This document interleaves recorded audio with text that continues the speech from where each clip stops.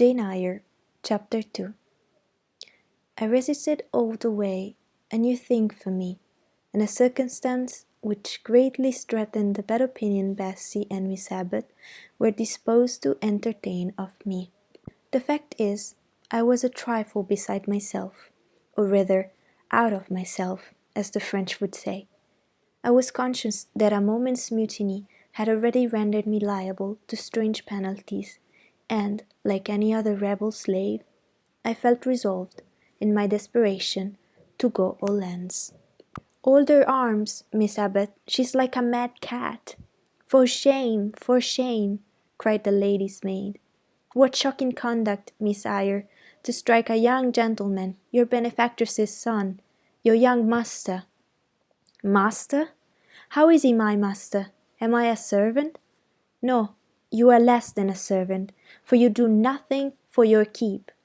There, sit down, and think over your wickedness." They had got me by this time into the apartment indicated by Mrs. Reed, and had dressed me upon a stool. My impulse was to rise from it like a spring. Their two pair of hands arrested mine instantly. "If you don't sit still, you must be tied down," said Bessy. "Miss Abbot, lend me your garters. She would break mine directly." Miss Abbot turned to divest a stout leg of the necessary ligature. This preparation for bonds, and the additional ignominy it interfered, took a little of the excitement out of me. "Don't take them off," I cried. "I will not stir." In guarantee whereof, I attached myself to my seat by my hands. "Mind you don't," said Bessy, and when she had ascertained that I was really subsiding, she loosened her holds of me, and then she and Miss Abbot stood with folded arms, looking darkly and doubtfully on my face, as incredulous of my sanity. "She never did so before," at last said Bessy, turning to the Abigail. "But it was always in her," was the reply. "I've told Mrs. often my opinion about the child, and Mrs. agreed with me. She's an underhand little thing. I never saw a girl of her age with so much cover." Bessy answered not, but herelong, addressing me, she said, "You ought to be aware, miss, that you are under obligations to Mrs. Reed. She keeps you. If she were to turn you off, you would have to go to the poorhouse." I had nothing to say to these words. They were not new to me. My very first recollection of existence included hints of the same kind. This reproach of my dependence had become a vague sing-song in my ear, very painful and crushing, but only half intelligible. Miss Abbot joined in. "And you ought not to think yourself on an equality with the Mrs. Reed and Master Reed, because Mrs. kindly allows you to be brought up with them. They will have a great deal of money, and you will have none. It is your place to be humble, and to try to make yourself agreeable to them."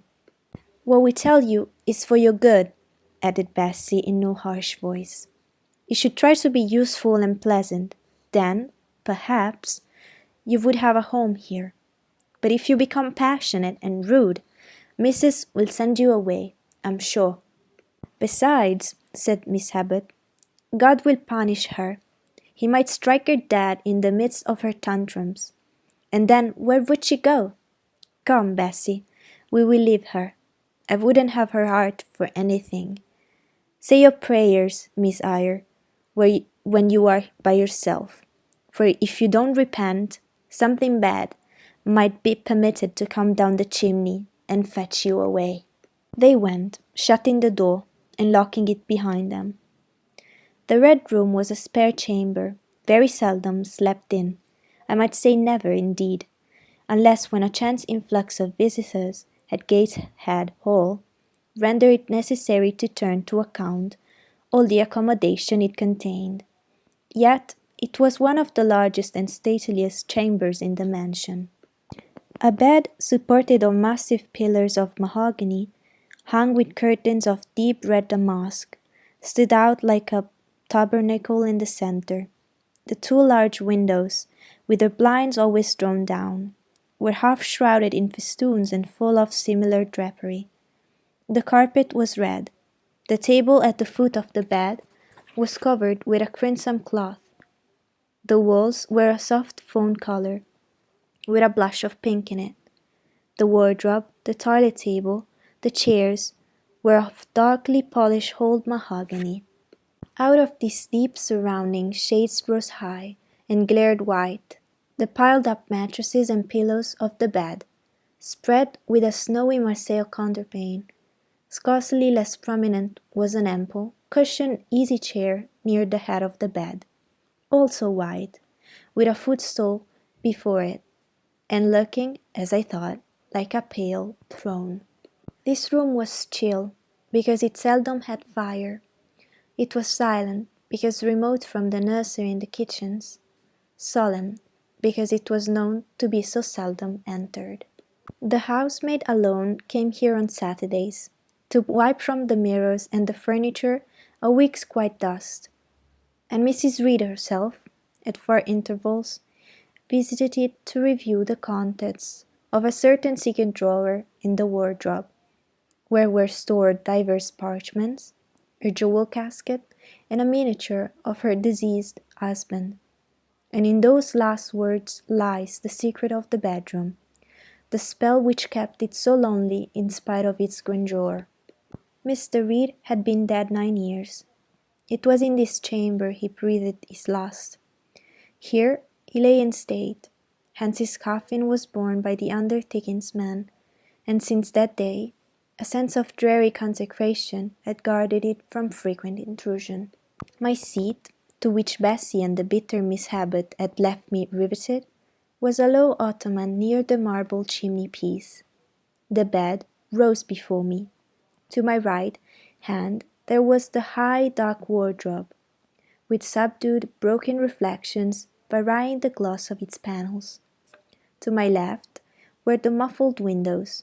A great looking-glass between them repeated the vacant majesty of the bed and the room. I was not quite sure whether they had locked the door, and when I dared move, I got up and went to see. Alas, yes, no jail was ever more secure. Returning, I had to cross before the looking-glass. My fascinated glance involuntarily explored the depth it revealed. All looked colder and darker in that visionary hollow than in reality, and the strange little figure there gazing at me, with a white face and arms back in the gloom, and glittering eyes of fear moving where all else was still, had the effect of a real spirit. I thought it like one of the tiny phantoms, half fairy, half imp, Bessie's evening stories represented, as coming up out of lone, ferny dells in moors, and appearing before the eyes of belated travellers. I returned to my stool. Superstition was with me at that moment, but it was not yet her hour for complete victory. My blood was still warm. The mood of the revolted slave was still bracing me with its bitter vigour. I had to stem a rapid rush of retrospective thought before I quailed to the dismal present. All John Reed's violent tyrannies, all his sister's proud indifference, all his mother's aversion, all the servants' partiality, turned up in my disturbed mind like a dark deposit in a turbid well. Why was I always suffering, always browbeaten, always accused, for ever condemned? Why could I never please? Why was it useless to try to win anyone's favour? Eliza, who was headstrong and selfish, was respected. Georgiana, who had a spoiled temper, a very acrid spite, a captious and insolent carriage, was universally indulged. Her beauty, her pink cheeks and golden curls, seemed to give delight to all who looked at her, and to purchase indemnity for every fault. John, no one thwarted, much less punished, thought he twisted the necks of the pigeons, killed the little peachicks, set the dogs at the sheep, stripped the hothouse vines of their fruit, and broke the buds off the choicest plants in the conservatory. He called his mother old girl too, sometimes reviled her for her dark skin, similar to his own, bluntly disregarded her wishes, not infrequently tore and spoiled her silk attire, and it was still her only darling. I dare commit no fault.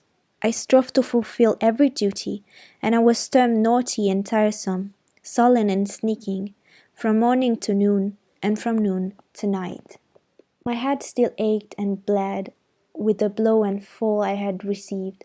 No one had reproved John for wantonly striking me.